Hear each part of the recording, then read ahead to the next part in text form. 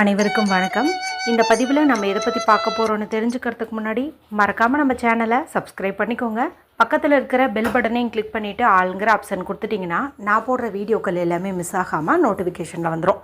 இந்த பதிவு மிகவும் முக்கியமான ஒரு பதிவு அப்படின்னே சொல்லலாம்.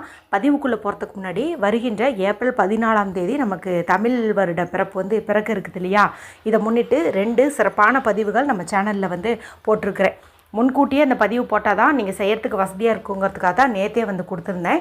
ஒன்று பார்த்திங்கன்னா, வரும் ஏப்ரல் 14க்கு முன்னாடியே இது மாதிரி ஒரு தண்ணீர் ரெடி பண்ணி வச்சுக்கோங்க. 14 அன்றைக்கி இது உங்களுடைய வீட்டில் 3 இடத்துல தெளிங்க. இதன் மூலமாக கோடீஸ்வர யோகம் உண்டாகும்னு சொல்லி போட்டிருப்பேன்.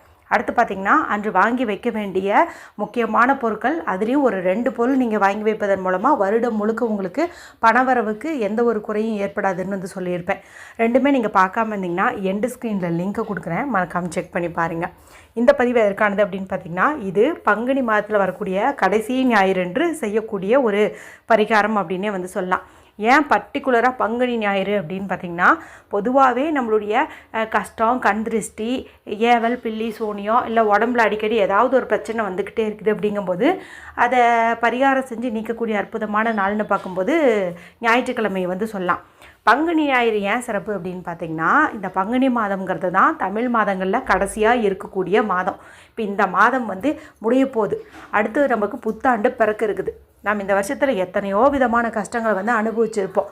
அது எல்லா விதமான கஷ்டங்களும் இந்த மாதத்தோடு தொலைஞ்சு பிறக்கக்கூடிய அந்த புத்தாண்டில் நம்ம வாழ்வில் நல்ல ஒரு ஒளி வீசணும், வளமான வாழ்க்கை அமையணும் அப்படிங்கிறதுக்காக தான் இந்த ஒரு பரிகாரத்தை செய்ய போகிறோம்.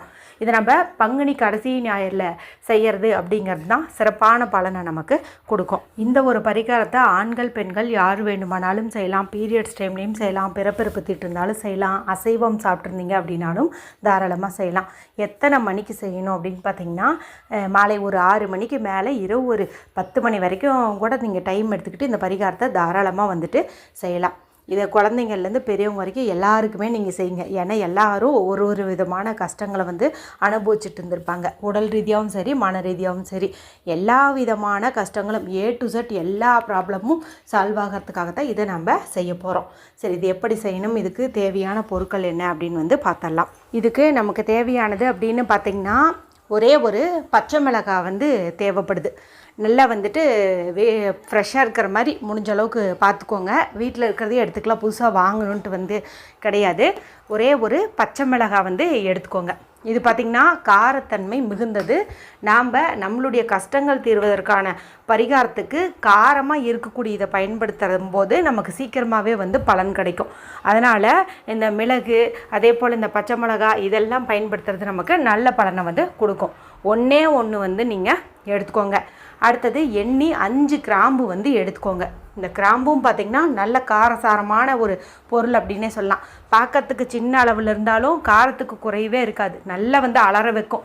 இதே போல் தான் நம்ம வாழ்க்கையில் இருக்கக்கூடிய கஷ்டங்கள், கடன்கள், கவலைகள், எதிரி தொல்லைகள் எல்லாமே அலறி அடிச்சுட்டு நம்மளை விட்டு நீங்கும். கடுகு சிறுத்தாலும் காரம் குறையாதுங்கிற மாதிரி இந்த கிராம்பு சின்னதாக இருந்தாலும் இதனுடைய மகத்துவம் எல்லாத்துக்கும் அப்பாற்பட்டது அப்படின்னு சொல்லலாம். ஒரு 5 கிராம்பு மொட்டோடு இருக்கிற மாதிரி எடுத்துக்கோங்க. இப்போ இந்த மிளகாய், இந்த கிராம்பு இதை மட்டும் எடுத்துகிட்டு வீட்டில் அமைதியான இடத்துல உட்காந்துக்கோங்க. யாரு கூடவும் பேசாதீங்க, டிவி பார்க்காதீங்க, மைண்டை நல்லா ரிலாக்ஸ் பண்ணிக்கோங்க. நல்லா டீப் ப்ரீத் எடுத்துக்கோங்க.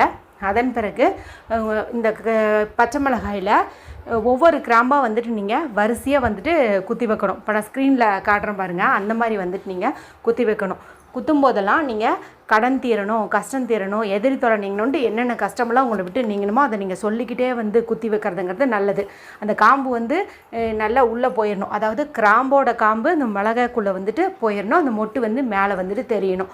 இந்த மாதிரி நீங்கள் கொஞ்சம் கொஞ்சமாக இடைவெளி விட்டு பக்கத்தில் அப்படியே நீங்கள் குத்தி வச்சுருங்க. இப்போ அந்த மொட்டெல்லாம் பார்த்திங்கன்னா வானத்தை பார்த்த மாதிரி இருக்கும். காம்பெல்லாம் இந்த மிளகாக்குள்ளே புதஞ்சு போன மாதிரி இருக்கும்.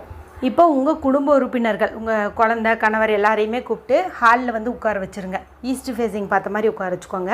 இப்போ போர்ட்டிகோ இருக்குது, கார் பார்க்கிங் இருக்குதுங்கும் போது நீங்கள் அங்கே கூட நீங்கள் போய்ட்டு அவங்கள நிற்கவோ உட்காரவோ வச்சிடலாம். அவங்க எல்லாருமே கிழக்கு பார்த்த மாதிரி இருக்கணும். நீங்கள் உங்களுடைய லெஃப்ட் ஹேண்டில் இந்த மிளகாயை வச்சுக்கோங்க.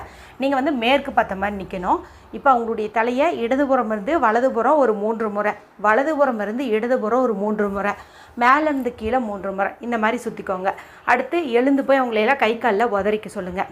இப்போ நீங்கள் வந்து கிழக்கு பார்த்த மாதிரி நின்றுட்டு உங்களுடைய லெஃப்ட் ஹேண்ட்லேயே இடது கையிலேயே இந்த மிளகாயை வச்சுட்டு உங்களுக்கு இதே மாதிரி வந்துட்டு நீங்கள் இந்த பக்கம் 3 முறை, அந்த பக்கம் 3 முறை, மேலேருந்து கீழே 3 முறை, இந்த மாதிரி வந்துட்டு நீங்கள் சுற்றிடுங்க.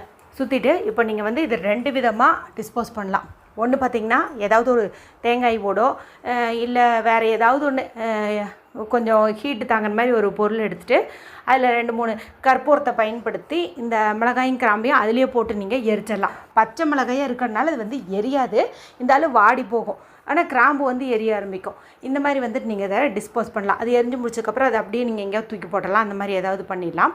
இல்லை அந்த மாதிரி பண்ணுறதுக்கு வசதி இல்லை, ஏன்னா வீட்டுக்கு வெளியே வச்சு தான் இந்த ஒரு பரிகாரத்தை வந்து பண்ணணும். அதாவது எரிக்கிறதெல்லாம் நீங்கள் வெளியில் வச்சு அப்படி எரிக்க முடியாதுன்னு நினைக்கும் போது பேசாமல் இதை நீங்கள் அப்படியே கையோட ஒரு கேரி பேக்லேயே ஏதோ ஒன்று போட்டு எடுத்துகிட்டு போயிட்டு தூரமாக எங்கேயாவது தூக்கி போட்டுருங்க. இல்லைனா இது வந்துட்டு நீங்கள் ஒரு பாலித்தீன் கவரில் வெளியில் வச்சுருங்க, வீட்டுக்கு வெளியில் வந்து வச்சுருங்க.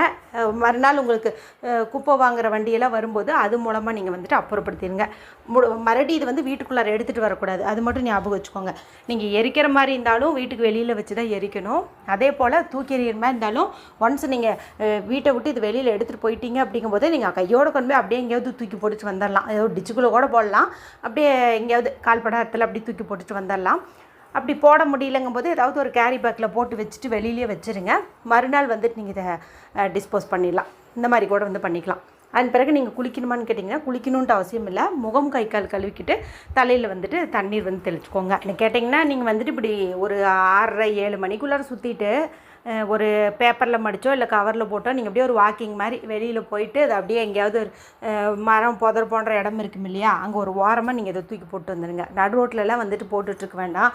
ஏன்னா மற்றவங்களாம் நடப்பாங்க, போவாங்க, வருவாங்க, அவங்களுடைய காலடியெல்லாம் வந்துட்டு பட்டுட்ருக்கும் அது மேலே. அப்படிலாம் நம்ம யாருக்கும் வந்து எந்த தொந்தரவும் கொடுக்க வேண்டாம். ஏன்னா அவங்க அது மாதிரி ஏதாவது மிதிச்சிட்டாங்கன்னா செஞ்ச நம்மளுக்கு வந்து வேறு மாதிரி ஏதாவது அவங்க சாபம் கொடுத்துருவாங்க. ஸோ நம்மளுக்கு அந்த வம்பே வேண்டாம். நம்மளை விட்டு கஷ்டம் போனால் போதும், நம்ம அடுத்தவங்களுக்கு எந்த ஒரு தொல்லையும் வந்துட்டு நினைக்க வேண்டாம். ஸோ எங்கேயாவது ஒரு ஓரமாக புதர் மாதிரி இருக்கிற இடத்துல வந்துட்டு நீங்கள் போட்டுருங்க. இல்லைன்னா பேசாமல் கவரில் போட்டு வச்சுட்டு குப்பை வண்டி வரும்போது நீங்கள் அதை அப்படியே கூட தூக்கி போடலாம். என்ன மறுபடியும் வீட்டுக்குள்ளே கொண்டு வரக்கூடாது, அது மட்டும் நீங்கள் ஞாபகம் வச்சுக்கோங்க. இந்த ஒரு பரிகாரம் பார்த்திங்கன்னா சென்ற ஆண்டே நம்மளுடைய சேனலில் கடைசி ஞாயிறு இதே மாதிரி தான் பங்குனி ஞாயிறு அன்னைக்கு வந்துட்டு செய்ய சொல்லி போட்டிருந்தேன். நிறைய பேர்த்தினுடைய வாழ்க்கையில் நல்ல ஒரு மிராக்கள் வந்து ஏற்படுத்தி தான் வந்து சொல்லியிருந்தாங்க. ஸோ இன்றைக்கி தற்செயலில் என் கண்ணில் அந்த பதிவு வந்து பட்டுது. கரெக்டாக இப்போ சரியான நேரத்தில் தான் பட்டிருக்குது. நம்மளுடைய சகோதர சகோதரிகளும் நிறைய கஷ்டங்களை வந்து அனுபவிச்சிட்ருக்காங்க. அவங்களுக்கும் இன்றோடு இதெல்லாம் தொலையிட்டோம், வரப்போ இருந்த புத்தாண்டானது உங்களுக்கு புத்துயிர் பெற்ற மாதிரி இருக்கட்டுங்கிறதுக்காக தான் நான் உங்களுக்கு கொடுத்துருக்குறேன். இந்த ஒரு பரிகாரத்தை இன்று மாலை ஒரு 6 மணிக்கு மேலே இரவு ஒரு 10-11 மணிக்குள்ளே செஞ்சு பலனடையுங்க. வீடியோ பிடிச்சிருந்தால் மற்றவங்களையும் ஷேர் பண்ணுங்கள், லைக் பண்ணுங்கள். மற்றும் ஒரு பயனுள்ள பதிவில் உங்களை சந்திக்கிறேன். நன்றி, வணக்கம்.